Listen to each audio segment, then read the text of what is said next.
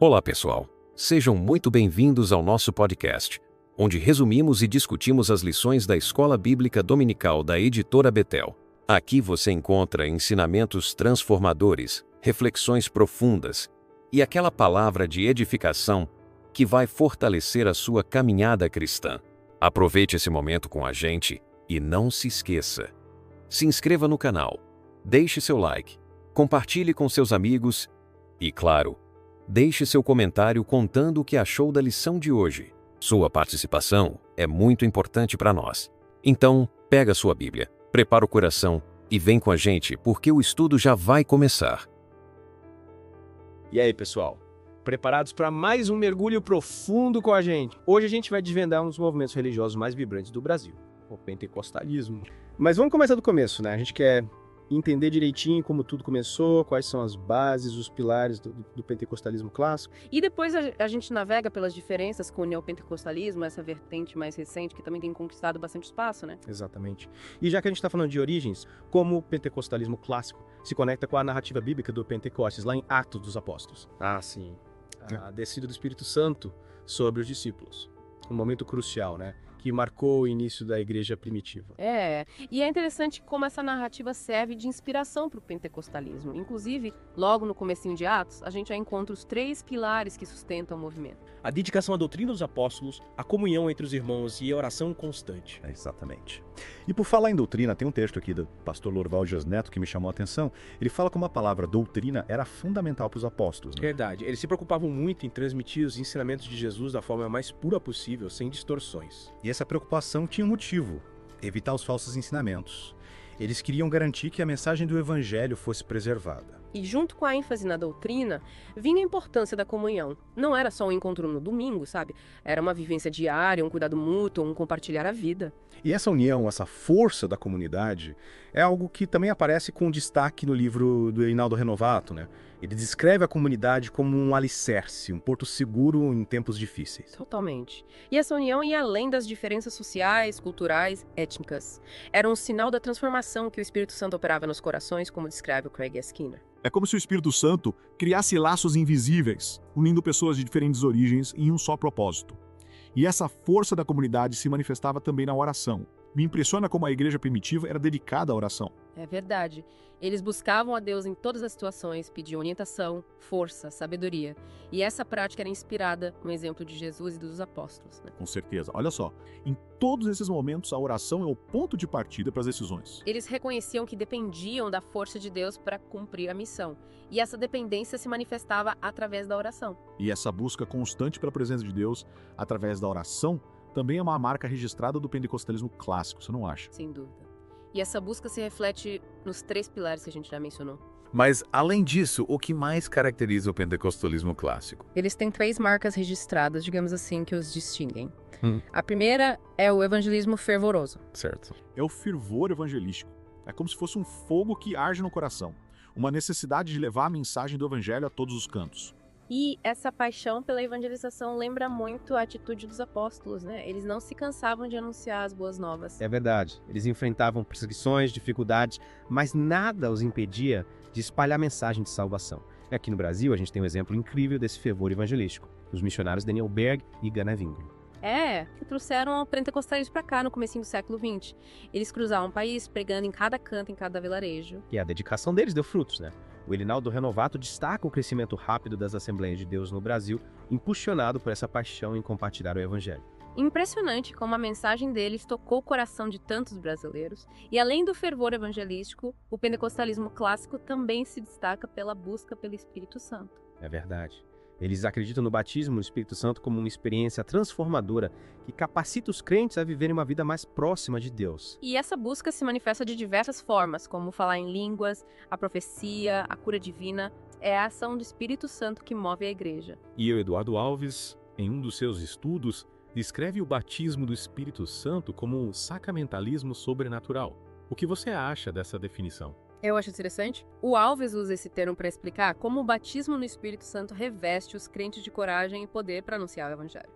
É como se fosse um rito que os equipa para a missão, né? Exatamente. É como se eles recebessem uma força extra para cumprir o chamado de Deus. E além do fervor evangelístico e da busca pelo Espírito Santo, o pentecostalismo clássico também valoriza muito o ensino das Escrituras. E essa é uma característica que às vezes passa despercebida, né? Muita gente associa o pentecostalismo só à emoção, mas eles dão muita importância ao estudo da Bíblia. É verdade. Tanto que as Assembleias de Deus, desde o início, investem em escolas bíblicas dominicais e cultos de ensino. Eles querem que os fiéis conheçam a fundo a palavra de Deus. E o Linaldo Renovato, por exemplo, fala da importância da leitura diária da Bíblia para o crescimento espiritual. Ele compara a Bíblia a um mapa para a vida. É como se a Bíblia fosse um guia prático, né? Que nos orienta em cada passo, em cada decisão. E essa ênfase no ensino das Escrituras também serve para proteger os fiéis de heresias e falsos ensinamentos. Entendi. É como se eles dissessem: conheçam a Bíblia para não serem enganados. E agora, que tal a gente navegar para um outro mar? O do neopentecostalismo. Preparem-se para desvendar esse movimento que tem ganhado cada vez mais espaço no Brasil. E aí, navegando por esse mar do neopentecostalismo, a gente já percebe logo de cara algumas diferenças, né? Apesar de ter raiz no pentecostalismo clássico, ele tem características bem marcantes. Uma delas é a busca por inovação, essa vontade de adaptar a mensagem a um público mais contemporâneo. Mas, às vezes, essa busca por inovação acaba se distanciando de alguns preceitos tradicionais, né? Tipo, a ênfase na renúncia, no sacrifício pessoal, que era forte no pentecostalismo clássico, parece ter diminuído no neopentecostalismo. É verdade. O Israel de Araújo, por exemplo, fala sobre esse abandono do ascetismo intramundano no neopentecostalismo. Ele observa uma mudança de foco, sabe? Parece que sai de cena aquela ênfase na renúncia e entra em foco a prosperidade, felicidade terrena, e essa mudança talvez se reflete na forma como a Bíblia é interpretada. A gente vê uma ênfase maior nos aspectos da prosperidade e da cura divina. E essa ênfase, às vezes, usa uma linguagem que se aproxima do misticismo e da magia. Verdade. E é justamente essa linguagem, essa ênfase na prosperidade que atrai tanta gente. As pessoas buscam no neopentecostalismo soluções para os seus problemas. É como se fosse uma busca por respostas e soluções mais imediatas. É tipo, Deus me ajuda a pagar minhas dívidas, Deus me cura dessa doença. E essa busca por soluções imediatas leva a uma pluralidade de práticas dentro do movimento. Cada igreja, cada líder acaba adotando sua própria abordagem. E essa pluralidade também gera controvérsias, né? O pastor Lorival Dias Neto, por exemplo, critica essa falta de critério na aceitação de novas ideias. Ele alerta para o risco de se afastar da ortodoxia bíblica. Sei. É como se ele dissesse: cuidado para não se perder em meio a tantas novidades, mantenham os pés firmes na palavra de Deus. E falando em origens, a gente não pode esquecer das raízes do neopentecostalismo lá nos Estados Unidos, né? Com figuras como E.W. Kenyon e o Kenneth Hagin. Eles foram os pioneiros da teologia da prosperidade que influenciou diretamente o neopentecostalismo brasileiro. Essa mensagem que mistura elementos do cristianismo com a busca por uma vida abundante aqui na Terra, né? Exatamente. Eles pregavam que a fé em Deus garante não apenas a salvação, mas também a prosperidade material, a saúde, o sucesso. E essa mensagem encontrou um terreno fértil aqui no Brasil, né? Principalmente entre as classes mais baixas. O Cláudio Nor de Andrade, no livro dele, fala que o neopentecostalismo surge como uma alternativa para aqueles que não se identificavam nem com as denominações históricas, nem com o pentecostalismo clássico. Ele preencheu uma lacuna, né? Ofereceu uma nova forma de vivenciar a fé. Isso, uma forma mais vibrante, mais focada no presente, mais conectada com os anseios da sociedade moderna. Com uma estética moderna, uma linguagem mais coloquial, uma abordagem mais pragmática. E essa capacidade de adaptação e inovação explica, em parte, o crescimento do neopentecostalismo no Brasil e no mundo. É verdade. Mas essa busca por popularidade e sucesso também gera críticas, né? Muita gente critica o neopentecostalismo acusando de ser superficial, materialista, manipulador. Tem essa questão, né?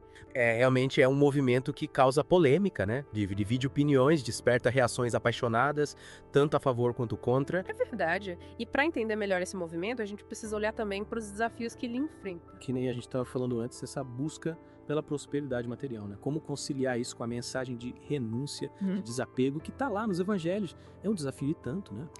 Afinal, a mensagem é de que você pode ter tudo. Riqueza, saúde, sucesso, salvação, sem abrir mão dos prazeres do mundo moderno. E aí quando a realidade bate na porta, né? Muita gente enfrenta dificuldades, problemas de saúde, frustrações. Como lidar com essa discrepância entre promessa e realidade? E tem outro desafio que a gente não pode ignorar. a diversidade de interpretações e práticas dentro do próprio movimento. Cada pastor, cada igreja parece ter sua própria versão do neopentecostalismo, sua própria receita para a felicidade e para o sucesso. E essa falta de unidade doutrinária, né, pode gerar confusão, disputas, até cismas dentro do movimento. E sem falar na resistência de outros grupos religiosos, né? Que acusam o neopentecostalismo de ser uma distorção do cristianismo.